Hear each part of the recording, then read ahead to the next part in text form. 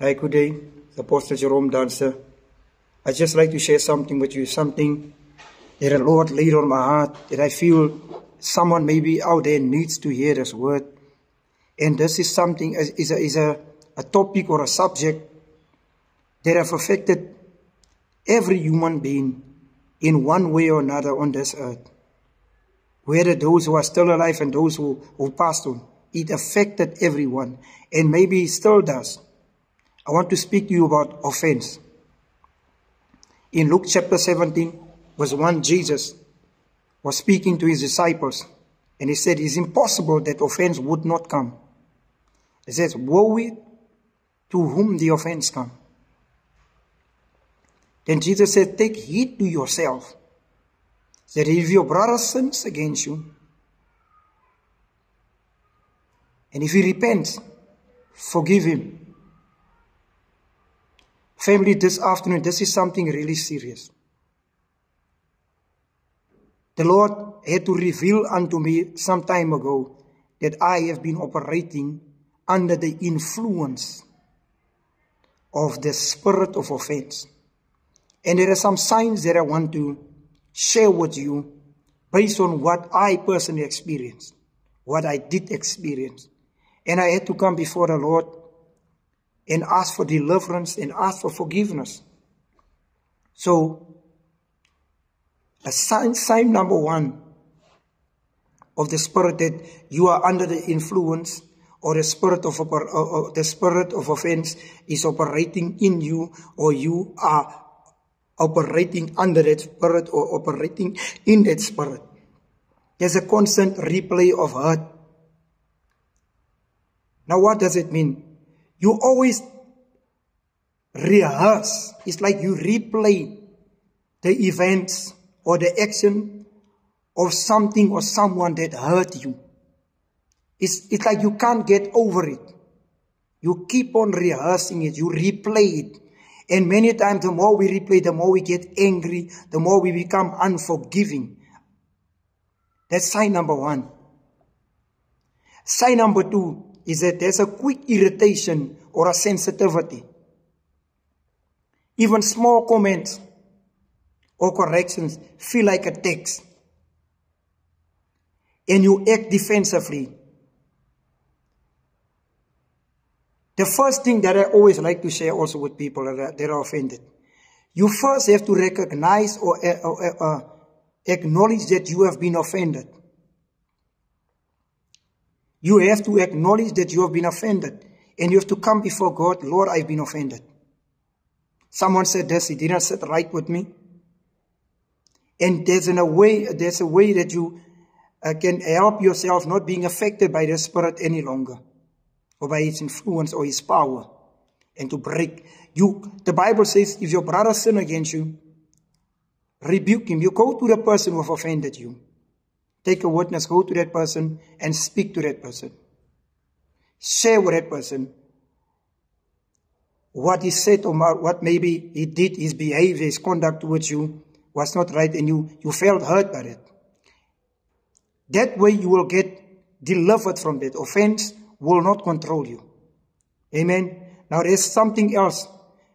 When that thing happens, you won't become defensive anymore because you've confronted. Your Bible says you rebuke your brother. If he repents, you forgive him. Now the person, after you've confronted him with a witness, and not in a peaceful, the Bible says speak the truth in love. You go to him peacefully and you speak in love the truth. And the person repents. You forgive him. You set him free. Now you won't be operating under that spirit anymore, because once you do that, that spirit, his power and his influence and his authority has been broken over your life. Amen. The next one is a sign of offense is isolation and withdrawal. Once you become offended or been offended, you won't feel freedom, especially amongst the people or individuals that have caused you to be offended. You will always feel it's better for you to be one side, to be on your own. You withdraw yourself from every meeting. For example, for instance, you withdraw yourself, you pull yourself away from relationship, from church activity. Maybe the person that offended your pastor is at church. Now you feel you're not going to go to church anymore. Or maybe it's a family relative a family member, you won't go there anymore because in your family, when there's family gatherings, you won't go there. Or it can be at workplaces. You just feel like, I'm not going to be, so I'm not going to sit there where they're eating. I'm not going to engage with them. I'm just going to stay away. That's isolation. That's a sign that you have been affected by the spirit of offense. Then the next one is bitterness. Bitterness and resentment. You struggle to celebrate others' success, especially the one who offended you. The one who offended you. When they are busy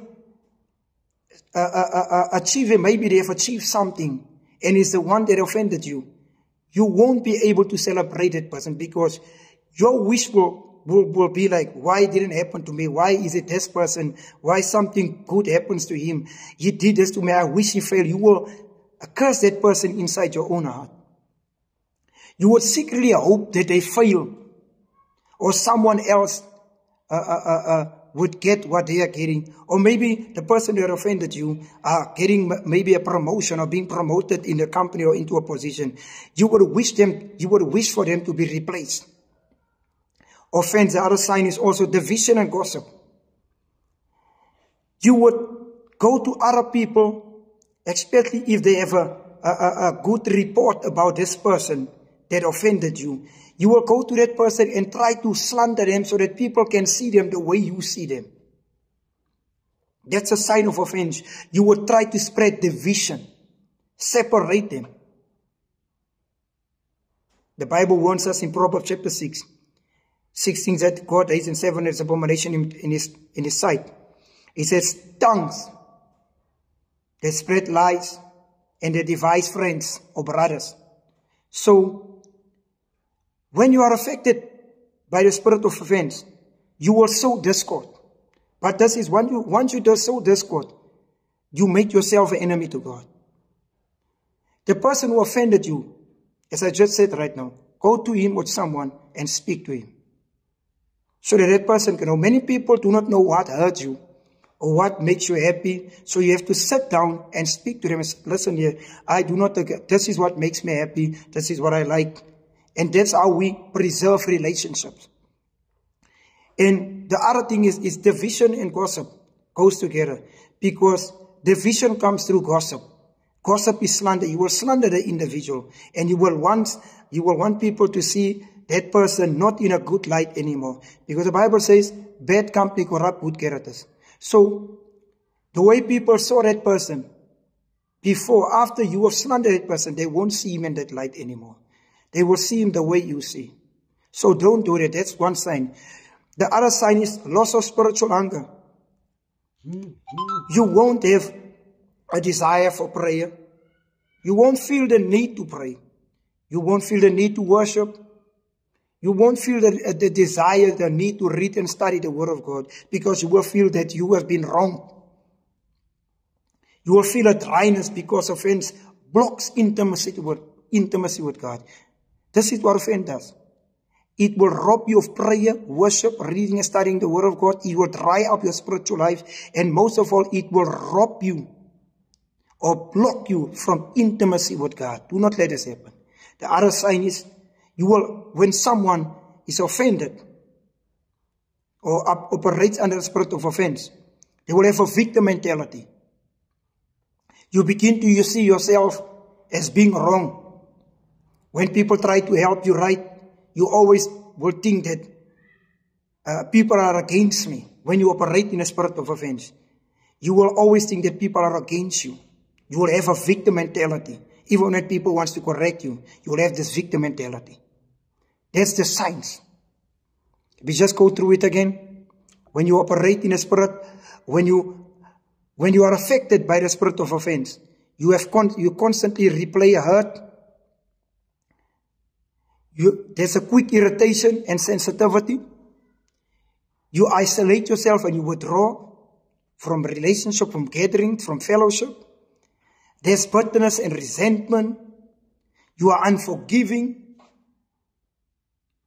You will experience that forgiveness is not for you. You will feel like someone has to come to you and repent, because you will not release them, will not talk to them. if they don't come to you. There would be division and gossip. Other sign is a loss of spiritual hunger. You will have the spiritual victim mentality. So let us examine ourselves. Let us examine ourselves. And let us not fall victim to this. Let me just do a prayer. Father, right now in the mighty name of Jesus, I come this afternoon before you. I bring myself and everyone that will listen to this and watching this. I pray, Lord, you help us that we will examine ourselves, because your word says, examine yourself to see yourself as passed the test, Lord. Lord, I pray, as David says, search me, O Lord, and know my heart, and see if there be any way, wicked way in me, and lead me in the way of everlasting. Father, I pray that you will search us with your spirit this afternoon and deliver us from every hurt. Heal us from every hurt, Lord, and deliver us from every spirit of offense, and help us to forgive those who have caused the offense, because your word says we must forgive just as the Father in heaven has forgiven us. And Father, where we have caused hurt or offended others, we pray that they will forgive us and they will set us free and release us from all bondage.